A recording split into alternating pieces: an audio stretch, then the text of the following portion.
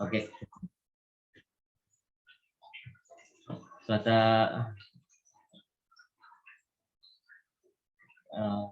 kami dari kelompok 1 ingin mempresentasikan aplikasi sekuensial pada pintu kereta api. Disusun oleh saya sendiri, Chandra Ibrahim, dan teman saya, Christian Hadiatama. Lanjut. Kecelakaan pada jalur kereta api diakibatkan oleh tidak terawatnya palang pintu kereta api perlintasan dan palang pintu terkadang sudah tidak terawat dan sering hancur akibat sering ditabrak oleh pengendara. Seringkali berita menyiarkan kecelakaan kereta api terjadi di perlintasan kereta api karena tidak adanya pengawasan palang pintu kereta di perlintasan kereta api. Disebabkan kurangnya perhatian pihak PT KAI untuk membuat pintu kereta yang otomatis sehingga harus ada penjagaan dalam palang pintu kereta. Nah, di slide itu kita bisa melihat bapak-bapak yang pakai baju oranye itu dia adalah orang yang memencet pintu palang secara manual sehingga kurang efektifnya untuk aplikasi secara langsung. Lanjut. Maka dari itu untuk perancangan kali ini kami menggunakan sekuensial untuk membuat rancangan kereta api seperti relay, motor DC, dan push button. Lanjut. Pada perancangan ini kami menggunakan metode kereta api 2 jalur. Bisa dilihat jalur misalnya S2 ada jalur arah dari kereta Bogor dan kereta Jakarta. Nah, untuk perancangan ini kami menggunakan seperti merge table, ya, diagram merge untuk sistem cara kerja alat kami yang berupa pintu kereta otomatis. Next. Nah, pada tabel ini terlihat ada beberapa kondisi 1, 2, 3, 4, 5, 6, dan sampai kondisi 16. Kami menggunakan 16 kondisi ini karena ada 4 sensor yang digunakan alias sebagai push button. Jadi ada 4 input, 2 pangkat 4, ada 16. Di sini kondisi 1, 0, 000, itu palang kereta tidak mendeteksi adanya kereta datang.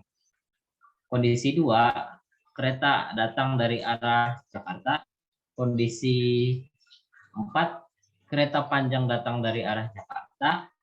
Kondisi 3, kereta sudah meninggalkan sensor 2 dan seterusnya gitu.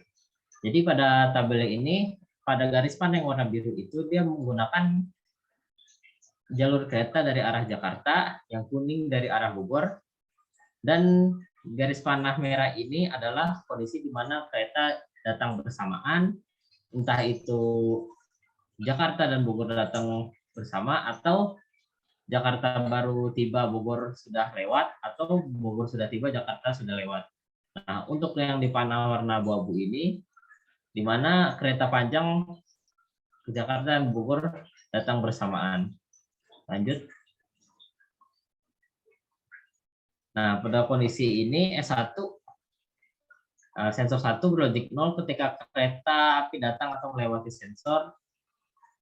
Sensor 2 tidak terdeteksi sensor, misalnya sensor 1, 2, 3, 4 itu dia tidak mendeteksi atau telah dilewati kereta ketika berlogik 1, sensor tersebut sedang dilewati kereta atau kereta baru menyentuh sensor tersebut.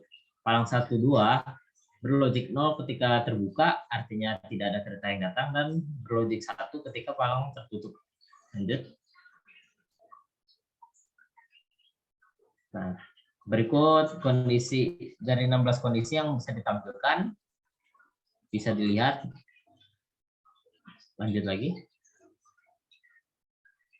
Nah, karena dari beberapa kondisi kita bisa membuat primitive table di mana hanya kondisi satu yang beroutput 0 dikarenakan di kondisi satu ini dia tidak mendeteksi kereta dan membuat palang kereta itu terbuka. Lanjut.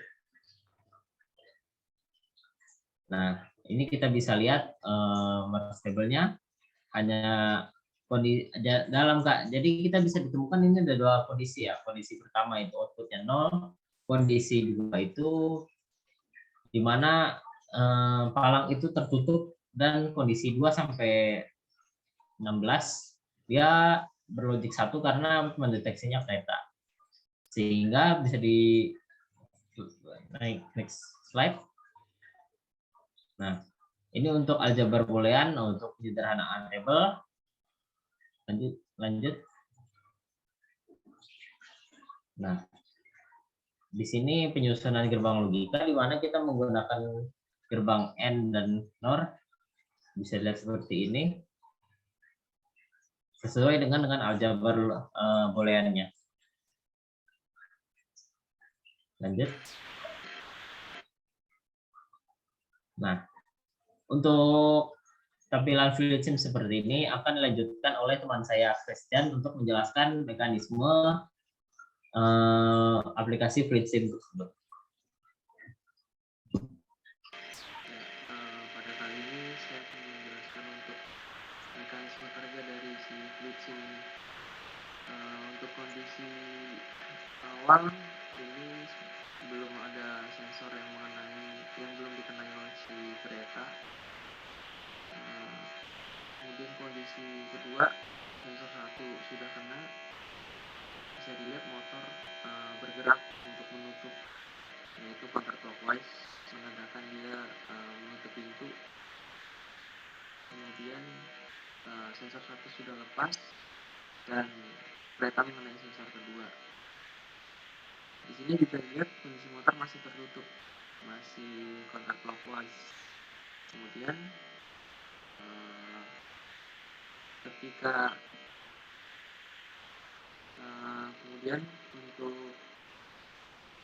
ketika sensor 2 sudah lepas,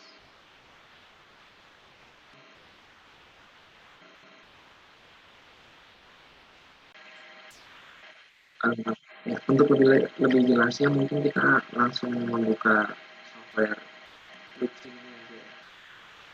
Nah, ini ternyata bisa, ini softwarenya, rangkaiannya. Coba kita play. Nah, ini adalah kondisi awal ketika belum ada sensor yang terkena oleh kereta. Ini kondisi motor clockwise, menandakan bahwa pintu masih terbuka. Di sini ada sensor 1, sensor 3, sensor 2, dan sensor 4. Sensor 1 itu dari arah Jakarta ke Bogor, dan sensor 3 ini dari arah sebaliknya. Kondisi pertama, sensor 1 terkena oleh kereta, bisa dilihat motor dalam kondisi counterclockwise, menandakan itu tertutup. Ketika sensor 1 sudah lepas, masih tertutup, dan ketika sensor 2, ketika kereta mengenai sensor 2, masih tertutup, masih counterclockwise, dan ketika sensor 2 sudah tidak dikenai oleh kereta, maka motor akan clockwise, yang menandakan pintu kereta telah terbuka. Dan begitu pun juga untuk arah sebaliknya, misalnya sensor 3 dikenai kereta, motor langsung counterclockwise menutup pintu. Sensor 3 sudah lepas, masih counterclockwise, dan ketika kereta mengenai sensor 4, motor pun tetap masih counterclockwise, gerbang masih tertutup. Ketika sensor 4 lepas, baru kemudian motor akan berputar clockwise untuk membuka gerbang. Dan bagaimana jika kereta membawa gerbong yang panjang? Jadi misalnya kereta mengenai sensor 1, karena keretanya panjang, secara bersamaan juga mengenai sensor 2. Bisa dilihat kondisi motor juga masih counterclockwise, masih menutup gerbangnya. Ketika sensor 1 sudah lepas, tetapi sensor 2 masih mengenai, masih terkena gerbong, maka motor juga masih counterclockwise. Dan ketika sensor 2 dilepas, motor akan clockwise untuk membuka gerbang. Begitu juga akan bekerja begitu bila kereta datang dari sebaliknya. Misalnya sensor 3 terkena kereta dan karena keretanya panjang, sensor 4 juga terkena dari gerbong. Maka sensor 1 dan sensor 4 aktif secara bersamaan, motor akan counterclockwise. Ketika sensor 3 sudah lepas, tetapi sensor 4 masih terkena gerbong, motor juga masih counterclockwise, masih menutup. Ketika sensor 4 dilepas, baru kemudian motor akan berputar clockwise untuk membuka gerbang. Ya, kurang lebih simulasinya seperti itu. Mungkin untuk lebih jelasnya bisa melihat dari video ya, video alat.